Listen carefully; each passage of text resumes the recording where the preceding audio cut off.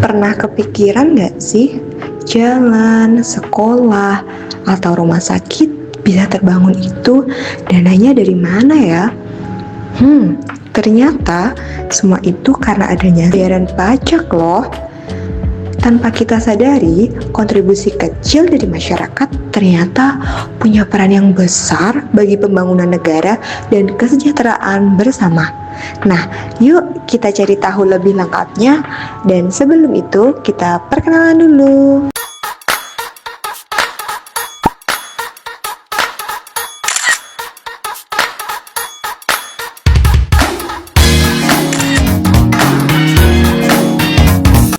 Berdasarkan Undang-Undang Nomor 28 Tahun 2007 tentang perubahan ketiga atas Undang-Undang Nomor 6 Tahun 1983, pajak merupakan kontribusi wajib kepada negara yang terutang oleh orang pribadi atau badan yang bersifat memaksa berdasarkan undang-undang dengan tidak mendapatkan imbalan secara langsung dan digunakan untuk keperluan negara bagi sebesar-besarnya untuk kemakmuran rakyat.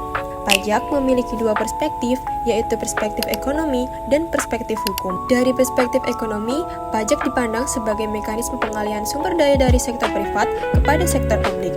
Sementara itu, dari perspektif hukum, pajak merupakan perikatan yang timbul karena adanya undang-undang yang menyebabkan timbulnya kewajiban warga negara untuk menyetorkan sejumlah penghasilan tertentu kepada negara.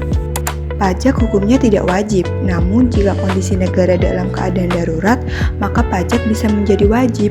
Negara diperbolehkan mewajibkan pajak dengan syarat yang pertama, pajak harus digunakan secara amanah, jujur, dan efisien, distribusi merata, dan hasil pajak digunakan untuk maqasidus syariah. Perintah untuk melakukan pajak terdapat dalam Quran Surat Al-Baqarah ayat 177 dan Quran Surat Al-An'am ayat 141 serta Quran Surat An-Nisa ayat 59. Adapun istilah yang berkaitan dengan pajak seperti bea materai, bea masuk dan bea keluar, cukai, dan retribusi. Sebagai sumber pendapatan negara, pajak memiliki dua fungsi, yaitu yang pertama fungsi anggaran atau budgeter, yang berarti pajak digunakan untuk membiayai pengeluaran negara.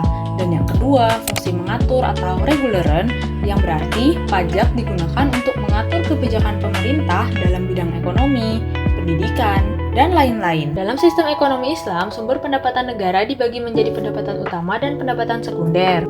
Pendapatan utama terdiri dari ribah, pajak yang dibebankan kepada kaum muslim dalam kondisi tertentu. Jizyah, pajak yang dibebankan kepada non-muslim sebagai imbalan perlindungan negara Islam. Kharaj, pajak atas tanah pertanian terutama milik non-muslim di wilayah yang ditaklukkan. Usyr, bea atau pajak atas barang yang masuk wilayah negara Islam. Ghanimah atau harta rampasan perang yang diperoleh setelah pertempuran. Dan fai adalah harta yang diperoleh tanpa perperangan. Lalu pendapatan sekunder terdiri dari gulul adalah harta yang diselewengkan penggunaannya. Kafarot adalah denda yang didapat karena melakukan pelanggaran syariat.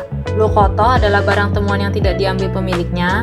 Wakaf adalah harta yang diserahkan untuk kepentingan umum. Uang tebusan atau fidyah adalah uang yang berasal dari tawanan perang.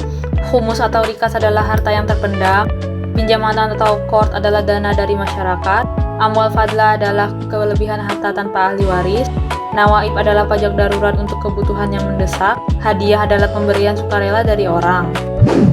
Jika pajak merupakan kewajiban yang diatur dalam undang-undang, maka terdapat kewajiban lain yang diatur dalam syariat Islam, yaitu zakat.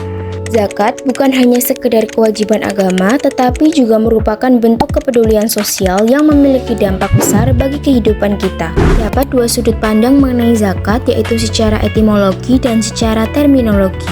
Secara etimologi, kata zakat berasal dari bahasa Arab, yaitu zaka, yazki, dan zakatan yang berarti bersih, suci, serta tumbuh dan berkembang. Makna ini menunjukkan bahwa zakat tidak mengurangi harta kita, tetapi justru membersihkan dan membawa keberkahan bagi kita. Sedangkan secara terminologi, zakat merupakan sejumlah harta tertentu yang wajib dikeluarkan oleh seorang muslim apabila telah memenuhi syarat-syarat tertentu untuk diberikan kepada golongan yang berhak menerimanya sesuai ketentuan syariat Islam. Dalam praktiknya, pengelolaan zakat tidak dilakukan secara sembarangan. Zakat dikelola oleh lembaga resmi agar penyalurannya tepat sasaran. Di Universitas 11 Maret terdapat UPZ UNS yang bertugas menghimpun dan menyalurkan zakat dari Civitas Akademika. UPZ UNS berperan dalam mengumpulkan zakat dari dosen, pegawai maupun pihak kampus, lalu menyalurkannya kepada pihak-pihak yang berhak penerima, seperti mahasiswa kurang mampu atau masyarakat sekitar yang membutuhkan. Zakat hukumnya wajib atau fardu ain bagi setiap muslim yang beragama Islam, merdeka, hartanya mencapai nisab atau batas minimal, dan sudah mencapai haul atau 1 tahun untuk jenis harta tertentu. Perintah untuk berzakat terdapat pada surat Al-Baqarah ayat 43, yang artinya, tegakkanlah sholat, tunaikanlah zakat, dan rukuklah beserta orang-orang yang rukuk.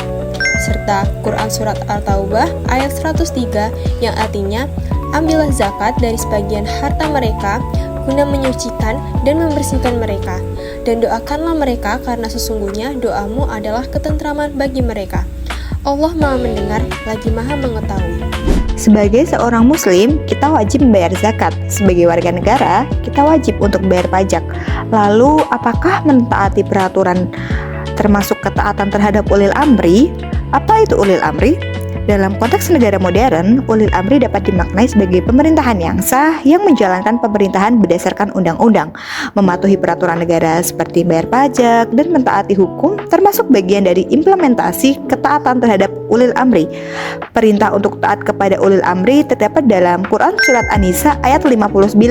Dalam ayat tersebut disebutkan bahwa Allah memerintahkan orang-orang beriman untuk taat kepada Allah, taat kepada Rasul, dan taat kepada ulil amri di antara mereka.